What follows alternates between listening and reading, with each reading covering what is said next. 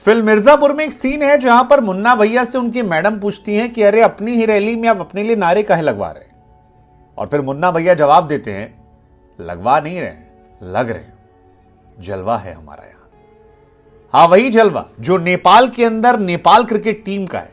एक ऐसे दौर में जब लोग कह रहे हैं कि ओडीआई क्रिकेट जो है वो मर गया है, खत्म हो गया है, लोग देखने में दिलचस्पी नहीं लेते, मीनिंगलेस है, ओडीआई कौन देखने जाता है, वहां नेपाल क्रिकेट की टीम और नेपाल क्रिकेट के फैंस जो है जलवा अपना दिखा रहे हैं। और जलवा भी ऐसा वैसा नहीं है, जबरदस्त है। मतलब पूरी खचाखच स्टेडियम में भीड़ है और उस भीड़ के बीच में नेपाल की टीम जो है वो गब्बर शेर की तरह दहाड़ते हुए आती है और कनाडा को चारों खाने चित करते हुए 3-0 से हराकर क्लीन स्वीप कर जाती है। अब अगर 3-0 से हराया है तो गुरु हमको भी तो कहना पड़ेगा ना कि जलवा है यहां पर इनका। वैसे जलवा है, नेपाल क्रिकेट अपने स्टाइल में ही अब खेलना शुरू कर चुकी है और जिस तरह से वो खेल रहे हैं वो वाकई में कमाल है यार। मतलब 232 रन कनाडा की टीम बनाती है और उसके बाद नेपाल जब बल्लेबाजी करने आती है तो केवल 1 विकेट खोकर इस मैच को अपने नाम कर जाते हैं। कमाल की बल्लेबाजी, 2 बल्लेबाजों ने शतक लगाए जिसमें भीम और अनिल थे और अनिल को उनके इस प्रदर्शन के लिए मैन ऑफ द मैच का खिताब दिया गया।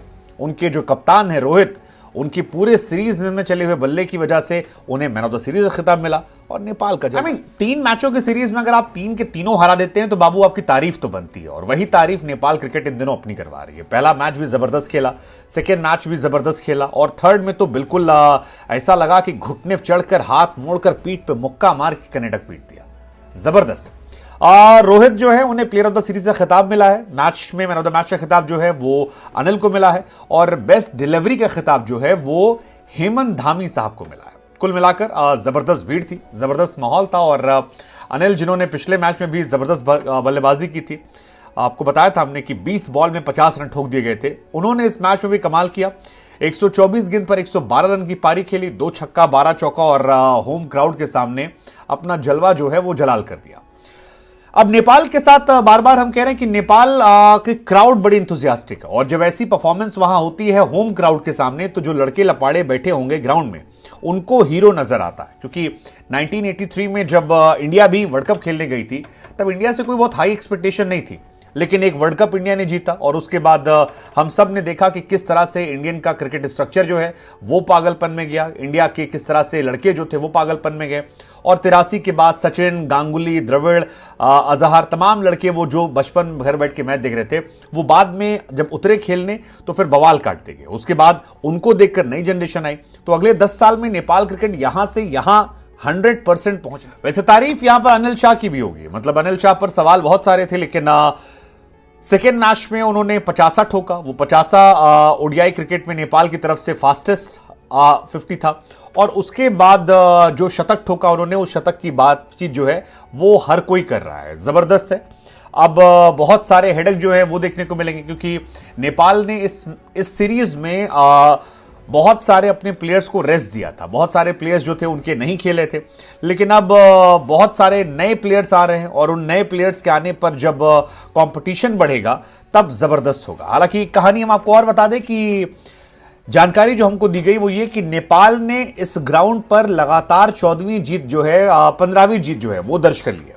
15 जीत यार अगर आप एक ग्राउंड पर करते हैं तो फिर आपका जलवा जो है वो जबरदस्त है और 2 बल्लेबाजों का शतक जो है वो भी जबरदस्त है। खासतौर पर अनिल, बार बार मैं कह रहा हूं, पिछले मैच में 50 रन ठोकना, इस मैच में शतक ठोक देना और अच्छी बल्लेबाजी करना, ये नहीं कि मतलब अगड़ू बगड़ू चगड़ू। हालांकि गेंदबाजी जो नेपाल की है वो भी जबरदस्त थी। हेमंत धामी जिन्हें बेस्ट बॉल का अवार्ड मिला, उन्होंने भी 8 ओवर में 49 रन देकर 3 विकेट निकाले थे।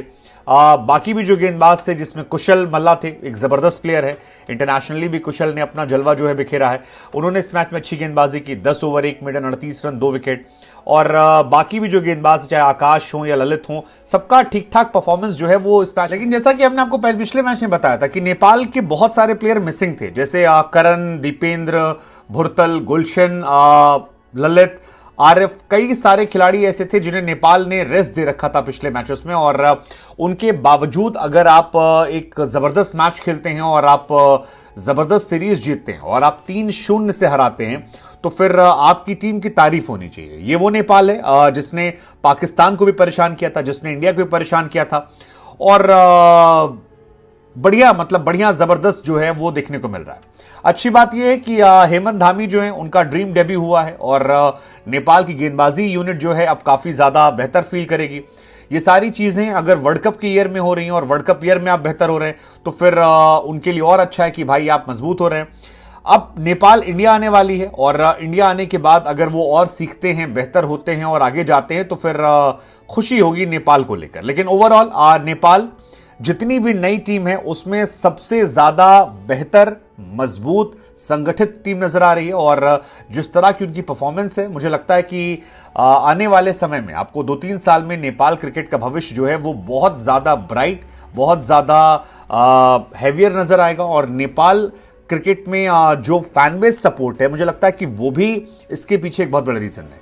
तो जो भी नेपाल से लोग जुड़े हैं उनको बेस्ट विशेस, बधाई, शुभकामनाएं and all the best for T20 world cup.